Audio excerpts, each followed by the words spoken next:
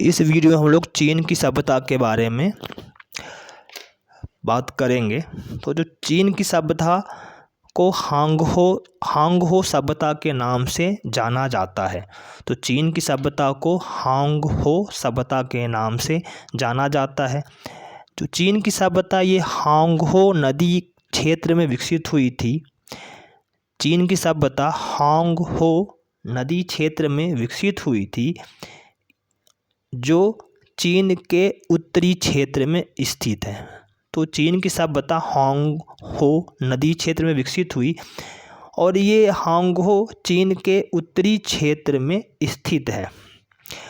हांगहो को पीली नदी भी कहा जाता है। हांगहो को पीली नदी भी कहा जाता है, इसलिए चीन की सभ्यता को पीली नदी सभ्यता भी कहा जाता है।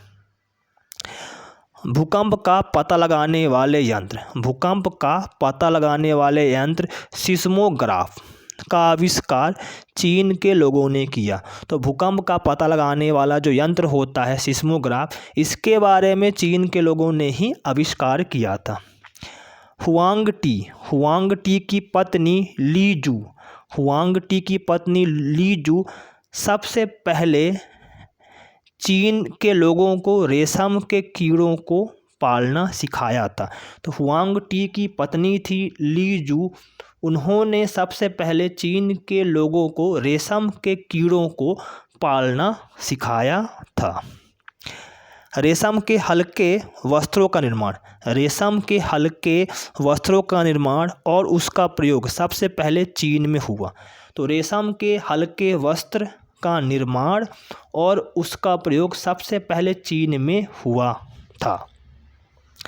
शी हुआंग टी ने समस्त चीन को एक राजनीतिक सूत्र में बांधा। तो शी हुआंग टी ने संपूर्ण चीन को एक राजनीतिक सूत्र में बांधा था। चीन वंश के नाम पर ही पूरे देश का नाम चीन पड़ा। तो चीन वंश के नाम पर ही पूरे देश का नाम चीन पड़ा है। चीन के राजा को वांग कहा जाता था। तो चीन में राजा को वांग कहा जाता था।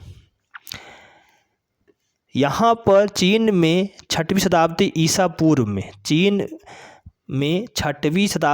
पूर्व में दार्शनिक चिंतन का विकास हुआ। तो चीन में 6वीं शताब्दी ईसा पूर्व में दार्शनिक चिंतन का विकास हुआ था। यहाँ के दार्शनिक थे कन्फ्यूशियस। तो चीन के दार्शनिक थे कन्फ्यूशियस। इनको कुंजू या ऋषि कुंज के नाम से जाना जाता है। तो यहाँ जो चीन के दार्शनिक थे कन्फ्यूशियस, इनको कुंजू या ऋषि कुंज के नाम से जाना जाता है। पुच्छल तारा सबसे पहले चीन में 240 ईसा में देखा गया था। जो पुच्छल तारा सबसे पहले चीन में 240 ईसा पूर्व में देखा गया था। चीन के लोगों ने सबसे पहले पता लगाया था कि एक वर्ष में 365 दिन होते हैं। चीन के लोगों ने ही सबसे पहले पता लगाया था कि एक साल में 365 दिन होते हैं। चाय, तो पेय पदार्थ के रूप में जो चाय का सबसे पहले प्रयोग चीन में आरंभ हुआ। इसके अलावा चीन की सभ्यता के बहुत सारे महत्वपूर्ण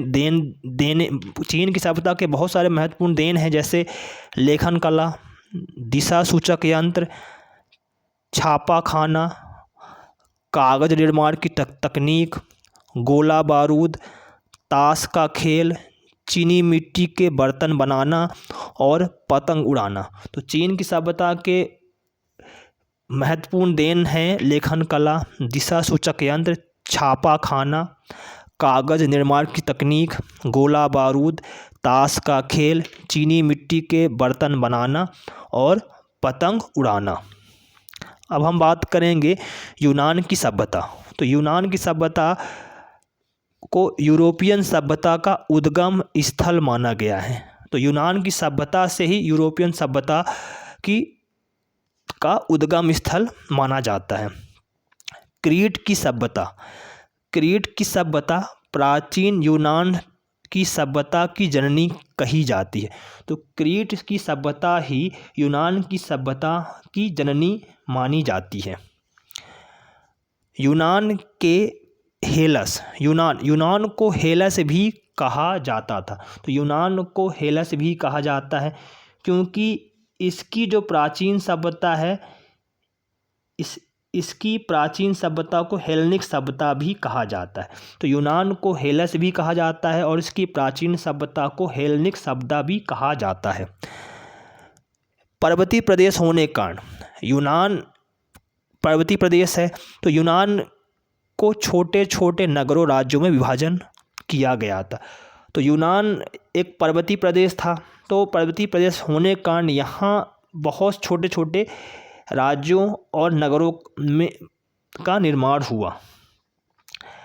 इन नगर राज्यों में स्पार्टा और एथेंस अधिक प्रभावशाली थे।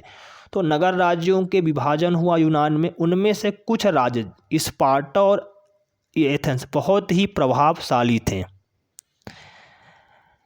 स्पार्टा सौन तंत्रात्मक राज्य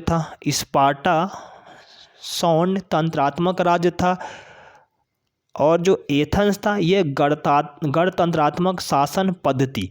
तो स्पार्टा में सैन्य तंत्रात्मक राज्य था, लेकिन जो एथेंस में गणतंत्रात्मक शासन पद्धति विकसित थी। पेरिक्लिज का युग यूनान के इतिहास का स्वर्ण युग कहा जाता है। तो पेरिक्लिज का युग यूनान के इतिहास का स्वर्ण युग कहा जाता है। तो पेरिक्लिज का युग यूनान के इतिहास का स्वर्ण युग कहा जाता है। जिस युग में यहाँ के महान कवि होमर ने अपने 2 महाकाव्य इलियड एवं ओडिसी की रचना की, उसे होमर युग कहा जाता है। तो यूनान की सभ्यता में एक बहुत महान कवि थे होमर, उन्होंने 2 महाकाव्यों की रचना की थी, इलियड और ओडिसी। तो जिस युग में इन्होंने इसकी रचना की उसे होमर युग कहा जाता है। सिकंदर कालीन युग को हेलेनिस्टिक युग कहा जाता है। तो सिकंदर कालीन युग को हेलेनिस्टिक युग कहा जाता है। सिकंदर मैसिडोनिया के राजा फिलिप का पुत्र था। इसने अरस्तु शिक्षा प्राप्त की। तो सिकंदर मैसिडोनिया के राजा फिलिप का पुत्र था और उसने अरस्तु से शिक्षा प्राप्त की। तो सिकंदर के गुरु अरस्तु थे। भारत पर आक्रमण के क्रम में 326 ईसा पूर्व में सिकंदर ने झेलम नदी के तट पर राजा पोरस को पराजित किया था। तो सिकंदर ने भारत पर 326 ईसा पूर्व में आक्रमण किया था और उसने झेलम नदी के किनारे राजा पोरस को हराया था।